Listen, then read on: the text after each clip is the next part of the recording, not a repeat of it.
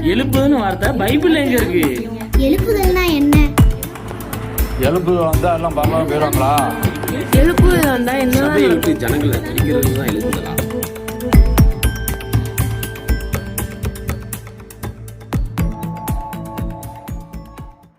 எழுப்புதல் வீரர்கள் யாவருக்கும் இயேசு கிறிஸ்துவின் நாமத்தினாலே அன்பின் வாழ்த்துக்களை தெரிவித்துக் கொள்கிறேன். எழுப்புதல் கேள்வியும் பதிலும் என்ற இந்த புரோகிராமுக்கு உங்க எல்லாரையும் அன்போடு வாழ்த்தி வரவேற்கிறேன். இந்த எழுப்புதல் சம்பந்தப்பட்ட அநேக கேள்விகள் அநேகருக்கு இருப்பதனால தான் கேள்விகளை எல்லாம் வாங்கி அதற்காக நாங்கள் ஜெபித்து தொடர்ந்து அதற்கான பதிலையும் நாங்கள் கொடுத்து கொண்டே இருக்கிறோம். இன்னும் கூட அநேகருக்கு எழுப்புதல் சம்பந்தப்பட்ட கேள்விகள் இருந்து கொண்டுதான் இருக்கிறது. அதில் யாருமே எனக்கு பதில் கொடுக்கவில்லையே என்று நீங்கள் அங்கலாய்த்து கொண்டிருக்கிற இந்த நேரத்தில் தான் கர்த்தர் இப்படிப்பட்ட ஒரு புரோகிராமை அவர் ஸ்டார்ட் பண்ண வைத்திருக்கிறார். அதனால இன்னும் உங்களுக்கு கேள்விகள் இருக்குமே ஆனால் கீழே கொடுக்கப்படக்கூடிய இந்த மெயில் ஐடிக்கோ இல்ல இந்த வாட்ஸ்அப் நம்பருக்கோ தொடர்ந்து உங்களுடைய கேள்விகளை நீங்கள் அனுப்பினால் அதை நாங்கள் வாங்கி ஜெபித்து தொடர்ந்து வரக்கூடிய வீடியோக்களில் அதற்கான பதிலை நாங்கள் தொடர்ந்து உங்களுக்கு நாங்கள் கொடுப்போம். வாரத்திற்கு ஒரு கேள்விக்கான பதிலை நாம் தொடர்ந்து பார்த்து கொண்டேதான் வருகிறோம். இந்த வாரமும் ஒரு கேள்வி வந்திருக்கிறது. அந்த கேள்வியை வாசிக்கிறேன். அந்த கேள்விக்கான பதிலை இந்த வீடியோவில் நம்ம பார்க்கலாம். என்ன கேள்வி என்று கேட்டால், எழுப்புதலில் மெய்யான எழுப்புதல் பொய்யான எழுப்புதல் என்று உண்டா? அதை எப்படி கண்டுபிடிப்பது? நல்ல ஒரு கேள்வியை கேட்டிருக்கிறாங்க. எழுப்புதலில் மெய்யான எழுப்புதல் பொய்யான எழுப்புதல் அப்படின்னு இருக்கா? அப்படின்னு இருந்தா எது பொய்யான எழுப்புதல் எது மெய்யான எழுப்புதல் என்று நாங்கள் எப்படி கண்டுபிடிக்க வேண்டும் என்பதாக கேட்டிருக்கிறாங்க.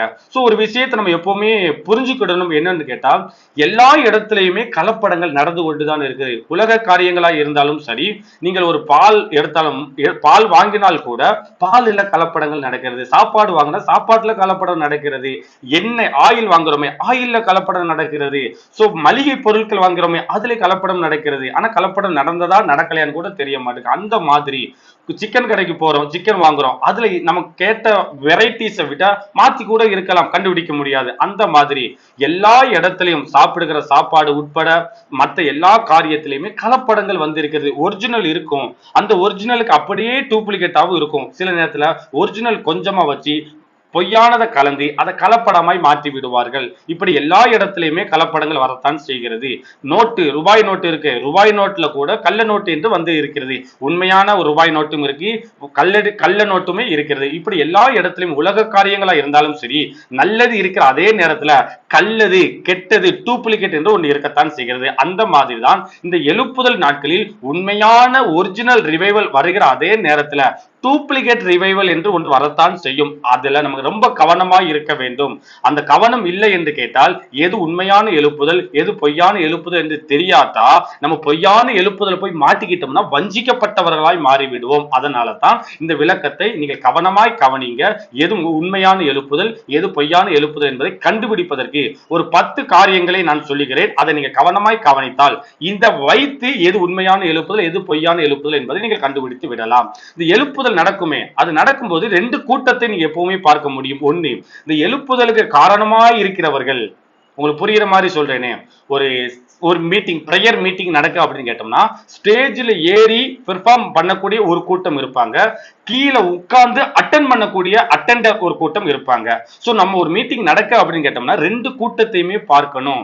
அதிலும் முக்கியமா இந்த ஸ்டேஜ்ல ஏறி நடத்துறாங்களா, பிரேயர் நடத்துறாங்களா, சாங் நடத்துறாங்களா, மெசேஜ் கொடுக்குறாங்களா, இந்த ஸ்டேஜ்ல ஏறுற கூட்டத்தை இன்னும் ரொம்ப கவனமாய் கவனிக்கணும். இதை கவனித்தால் மட்டும்தான் இந்த நடக்கிற கூட்டம் உண்மையான எழுப்புதலை நோக்கி நகர்த்தி கொண்டு போகிறதா இல்ல பொய்யான எழுப்புதலை நோக்கி நகர்த்தி கொண்டு போகிறதா அப்படிங்கிறத கண்டுபிடிக்க முடியும். முதல் காரியத்தை உங்களுக்கு உதாரணத்தை உங்களுக்கு ரெண்டுமே டிஃபரன்சியேட் பண்ணி நான் உங்களுக்காக காமிக்கிறேன். முதல் வார்த்தை என்னன்னு கேட்டோம்னா, இந்த உண்மையான எழுப்புதலில் என்ன நடக்கும், இந்த பொய்யான எழுப்புதலில் என்ன நடக்கும் அப்படின்னு கேட்டோம்னா, உண்மையான எழுப்புதலா இருந்தால் இயேசுவை ஹீரோவாக காட்டுவார்கள். இதே ஒரு பொய்யான எழுப்புதலா இருந்தால் தன்னை ஹீரோவாக காட்டுவார்கள். இது ஒரு முதல் டிஃபரன்சியேட். ஒரு இடத்துல இயேசுவை ஹீரோவா காட்டுவாங்க, ஒரு இடத்துல தன்னை ஹீரோவாய் காட்டுவாங்க. ஒரு மீட்டிங் நடக்கு, இங்க எழுப்புதல் நடக்கு, எழுப்புதல் பெருவிழா நடக்கு, எழுப்புதல் ஆராதனைகள் நடக்கு, எழுப்புதல் ஃபெஸ்டிவல் நடக்கு, எழுப்புதல் கூட்டங்கள் நடக்கு, எழுப்புதல் விடுதலை நடக்கு அப்படின்னு சொல்லி இங்க ஒரு இடத்துல நடந்தாலுமே அங்க போய் எத்தனை கூட்டத்தார் வந்தார் என்பது முக்கியம் கிடையாது. அந்த கூட்டத்தினுடைய சாராம்சம் என்னன்னு பார்க்கணும்.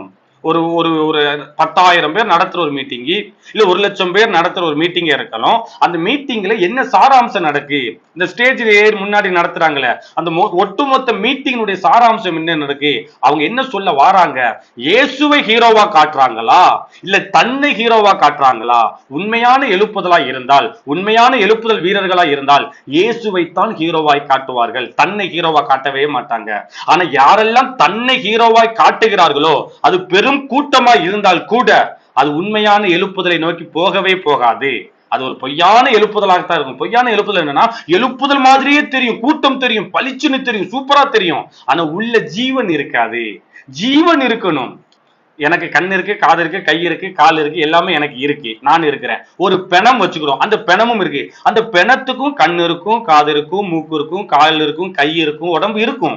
சோ நானும் உட்கார்ந்து உங்ககிட்ட பேசிக்கிட்டு இருக்கிறேன். எனக்கு பக்கத்துல ஒரு பிணத்தை உட்கார வச்சிருக்காங்க கேட்டோம்னா உங்களுக்கு தெரிஞ்சிடும். கண்ணு காது மூக்கு எல்லாம் இருக்கிறதுக்காக அது மனுஷன்னு சொல்ல முடியுமா? முடியாது.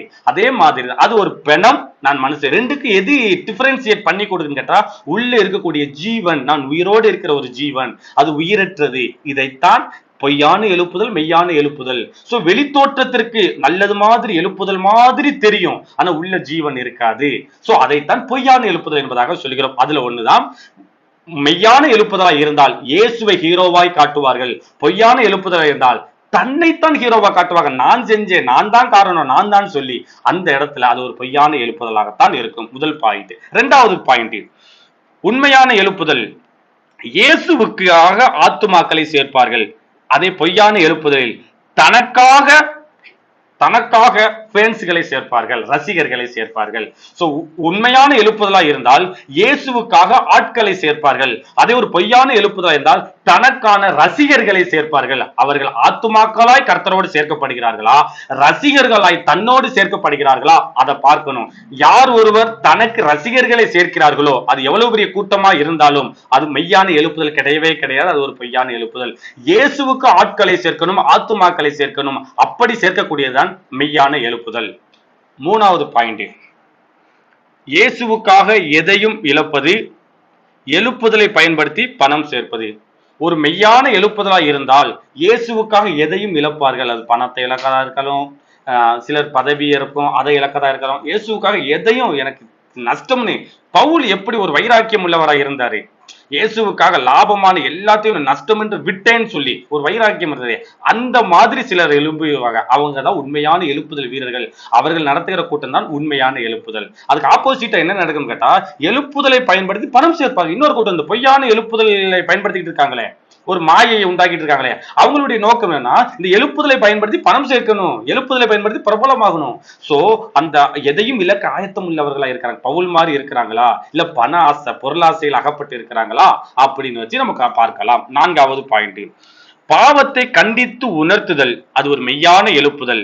பாவத்தை பலவீனம் என்று சொல்லி மலுப்புதல், இது ஒரு பொய்யான எழுப்புதல்.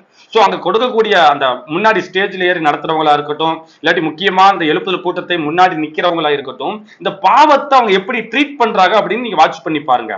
ஏன்னா கிறிஸ்டியானிட்டிலேயே பாவம், பரிசுத்தம், கிருபை, சோ இது எல்லாமே கட்டாயம் பேசிதானே ஆகணும்.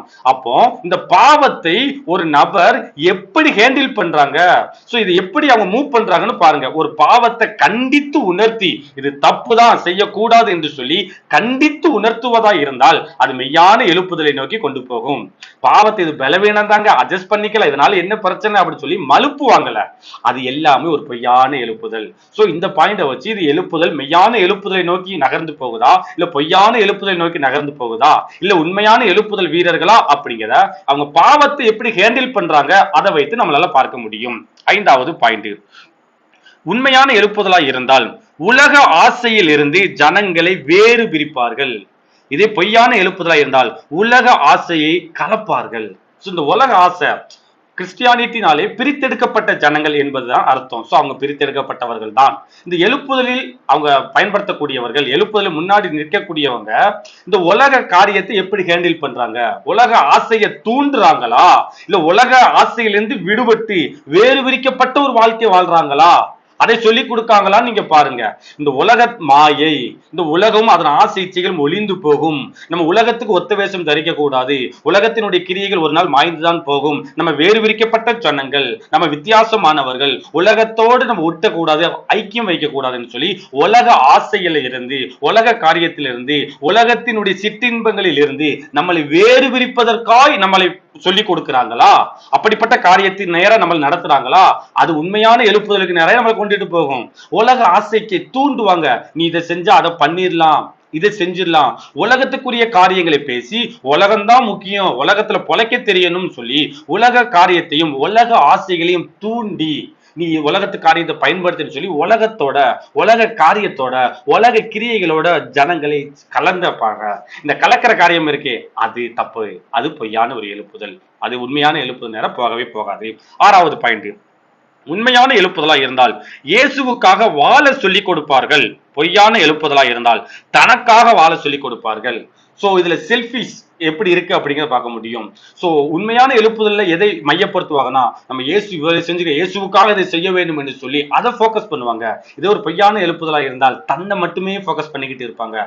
தான் வாழ வேண்டும், நான் எனக்கு இது கிடைக்க வேண்டும், நான் இதை செய்ய வேண்டும், இதெல்லாம் உனக்கு கிடைக்கும் என்று சொல்லி செல்ஃபியஸா சுயநலமான காரியங்களை மட்டுமே சொல்லி கொடுத்து கற்றுக் கொடுப்பார்கள். ஆனால் அது ஒரு பொய்யான எழுப்புதல். 7வது பாயிண்ட், உண்மையான எழுப்புதலில் உண்மையான அற்புதங்கள் நடக்கும். பொய்யான எழுப்புதலில் போலி அற்புதங்கள் நடக்கும். போலி அற்புதமா அப்படின்னு நீங்க ஆச்சரியப்படலாம். போலி அற்புதம்னா சில இடங்கள் நீங்க வீடியோல பார்க்கும் போதே தெரிஞ்சிருக்கும். சில பேர் சாட்சி சொல்லுவோம்னு வந்து கூட்டிட்டு போவாங்க. அவங்க சாட்சியை கேட்டாலே தெரியுது உண்மையான சாட்சி கிடையாதுன்னு. எனக்கு தெரிஞ்சு எத்தனையோ பேர் இருக்கிறாங்க. அவங்க சில பேரை வேலைக்கு வச்சிருக்கிறாங்க. ஒரு மீட்டிங்க்கு அவங்களுக்கு ஒரு 500 ரூபாய் சம்பளம் கொடுத்து கூட்டு போயிருவாங்க. அங்க கூட்டு போயிட்டு நான் அவங்ககிட்ட டெஸ்டிமோனி மாதிரி கேட்பேன். ஆமா, நீங்க நடத்தின மீட்டிங்ல எனக்கு இப்படி நடந்ததுன்னு சொல்லி நீ சாட்சி சொல்லணும்னு சொல்லி இதை எப்படி ஒரு நாடகம் மாதிரியே, ஒரு ஷார்ட் பிலிம் எப்படி எடுக்காரோ அந்த மாதிரி ப்ரீ பிளான் போட்டு, ப்ரீ ஷெட்யூல் போட்டு என்ன பேசணும் முத கொண்டு சொல்லி கொடுத்து சாட்சியா கொண்டு போய் நிறுத்திடுறாங்க. கடைசி அந்த சாட்சியில என்ன இருக்குன்னு கேட்டோம்னா, எனக்கு இப்படி அற்புதம் நடந்துச்சு, நான் கண்ணு தெரியாம இருந்தேன், கண்ணு வெடிக்கிற மாதிரி இருந்துச்சு, கண்ணு கிடைச்சிருச்சு அப்படிங்கறதெல்லாம் சொல்லுவாங்க. கடைசி இந்த சாட்சியினுடைய சாராம்சம் இயேசுவை மகிமைப்படுத்ததா இருக்காது, இந்த ஊழியக்காரருக்கு முகஸ்துதி செய்யற மாதிரியே இருக்கும். இதுதான் போலி அற்புதம். சோ உண்மையான எழுப்புதலில் உண்மையான அற்புதங்கள் நடக்கும். போலியான எழுப்புதலில் சும்மா ஆளுக்கு கூட்டிட்டு வந்துதான் சாட்சி சொல்ல வைப்பார்களே ஒழிய உண்மையான அற்புதம் நடக்கவே நடக்காது. காரணம், உண்மையான அற்புதம் உண்மையான இயேசு கிறிஸ்து தான் அதை வெளிப்படுத்த முடியும். உண்மையான இயேசு கிறிஸ்து தான் அந்த அற்புதத்தை கொண்டு வரணும். அவர்தான் தான் வல்லமை பெறப்படும். இந்த போலியான எழுப்புதல் வீரர்கள்ட்ட, இந்த போலியின் இடத்துல இயேசு இருக்க மாட்டாரு. இயேசு இல்லாத இடத்துல எப்படி உண்மையான அற்புதங்கள் வெளிப்படுத்தப்படாது. சோ உண்மையான அற்புதம், போலியான அற்புதம், அதை வைத்து இங்க உண்மையான எழுப்புதல் நடக்கிறதா என்பதை நம்மளால பார்க்க முடியும். 8வது பாயிண்ட், இயேசுவுக்காக ஆட்களை சேர்ப்பார்கள், தன்னுடைய சபை பெருகுவதற்காக ஆட்களை சேர்ப்பார்கள். சோ இந்த உண்மையான எழுப்புதல் வீரர்களுக்கு என்ன இருக்கும் அப்படின்னு கேட்டோம்னா, இயேசுவுக்கு தான் ஆள் சேர்க்கணும், இயேசுவோடு ஜனங்களை இணைச்சிடணும், இயேசுவோடு ஜனங்களை இணைக்கணும். அதுதான் அவங்களுடைய டார்கெட்டா இருக்கும். இந்த போலியான எழுப்புதல் வீரருக்கு இயேசுவோட இணைக்கிறதுல முக்கியம் இல்ல. இயேசுவோட நீ ஜோம் பண்ணி பரவாயில்ல, பைபிள் வாசிக்கல பரவாயில்ல, ஆனா என் சபைக்கு மட்டும் கரெக்டா வந்துகிட்டே இரு. இயேசுவோட இணைக்கிறது அவங்களுடைய டார்கெட்டா இருக்காது. தன்னோடையும் தன்னுடைய சபையோடையும் இணைக்கிறது மட்டும்தான் அவனுடைய டார்கெட்டா இருக்கும். நீங்க இதை வச்சு புரிஞ்சுக்கணும். என்னை வழி நடத்தக்கூடிய ஒரு ஆளு, நான் என்னை இயேசுவோட இருக்கிறானா, இயேசுக்கும் எனக்கும் இருக்கிற அந்த ஐக்கியம் சரியா இருக்கிறாரா, இவருக்கு பாக்காரா, நீ ஜோம் பண்ணியான்னு கேட்காரா, பைபிள் வாசியான்னு கேட்காரா, ஆவிக்குரிய வாழ்க்கை எப்படி இருக்குன்னு அவர் பாக்காரா? அப்படி பார்க்கணும். அப்படி பார்க்கிறவர் தான் உண்மையான எழுப்புதல் வீரர்கள். ஒரு மனுஷன் இயேசுவோட இணைஞ்சு இருக்கிறானா, இயேசுவோட ஐக்கியமா இருக்கிறாரான்னு பார்க்கணும், இயேசுவோட தான் இணைக்கணும். ஆனா இவங்க இயேசுவோடு இணைக்க மாட்டாங்க. தன்னோட இயேசுவோட நீ ஜோம் பண்ணாம போ, நீ பைபிள் வாசிக்காம போ, நீ சர்ச்சை கூட வராம போ, ஆனா காணிக்க கொடுத்துரு, தசமபாகம் கொடுத்துரு, இதுலயே போக்கஸ் பண்ணுவாங்கல்ல. இது உண்மையான எழுப்புதல் வீரர்கள் கிடையவே கிடையாது. ஒரு மனுஷனை அவர்கள் எதோடு இணைக்கிறார்கள்? கர்த்தரோடத்தான் அவர்கள் இணைக்க வேண்டும். கர்த்தரோடு இணைக்காத எந்த ஊழியக்காரனும் உண்மையான எழுப்புதல் வீரன் கிடையவே கிடையாது. சோ இதை வச்சு நம்மளால பார்க்க முடியும். 9வது காரியம், உண்மையான எழுப்புதல் வீரர்கள் இடத்துல போட்டி பொறாமை இருக்காது. போலியான ஊழியர்கள் இடத்துல போட்டி பொறாமை இருக்கும். சோ கூட்டமாய் ஜனங்கள் ரசிக்கப்படாங்க. ஒரு ஆத்மா ஒரு சபையில கூட்டமாய் கூடும், ஒரு சபையில குறையும், ஒரு ஊருக்குள்ள எழுப்புதல் வரும். அந்த டயத்துல உண்மையான எழுப்புதல் வீரனாய் ஒருவர் இருந்தாரே ஆனால் மற்றவர்கள் மேல போட்டியோ பொறாமையோ வரவே வராது. ஏன் என்று கேட்டால், இவர்கள் இயேசுவுக்காகத்தானே ஓடுகிறார்கள் என்று சொல்லி அவர்களுக்குள்ள ஒரு உற்சாகம் வர ஆரம்பிக்கும், சந்தோஷப்படுவார்கள். ஆனா போலியான ஊழியர்கள் எனக்கு ஆள் கிடைக்கலன்னு சொல்லி மற்றவர்கள் இடத்துல போட்டியும் பொறாமையும் காணப்படும். 10வது பாயிண்ட், நித்திய ஜீவனுக்காக ஆயத்தப்படுத்துவார்கள். யார்? உண்மையான எழுப்புதல் வீரர்கள். உலக ஆசீர்வாதத்திற்காக ஜனங்களை ஆயத்தப்படுத்துவார்கள். யாரு? போலியான ஊழியர்கள். சோ ஒரு மனுஷனை நித்திய ஜீவனுக்கு நேராய் ஒரு மனுஷனை கூட்டிட்டு போறாங்களா, அது உண்மையான எழுப்புதல் வீரர்கள் தான். நித்திய ஜீவனை பத்தி சொல்லியே கொடுக்கல. இந்த உலக ஆசீர்வாதம், உலகத்தில் இருக்கக்கூடிய ஐஸ்வர்யம், உலகத்தில் இருக்கக்கூடிய பணம், உலகத்தில் இருக்கக்கூடிய பதவி, உலகத்தில் இருக்கக்கூடிய காரியங்கள் மட்டுமே சொல்லி கொடுத்துக்கிட்டே இருக்கிறாங்க. நித்திய ஜீவனை பத்தி சொல்லியே கொடுக்கலன்னு கேட்டா அது உண்மையான எழுப்புதல் வீரர்கள் அல்ல, அவர்கள் போலியானவர்கள் தான்.